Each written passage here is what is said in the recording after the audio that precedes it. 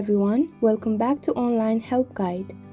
Today in this video, I am going to show you how to remove someone from Instagram group chat.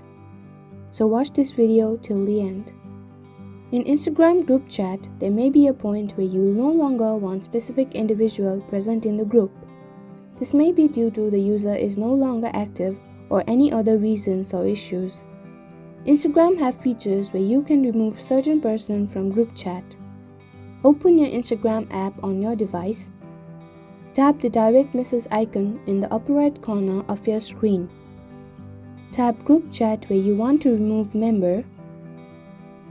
Tap on See Group Members.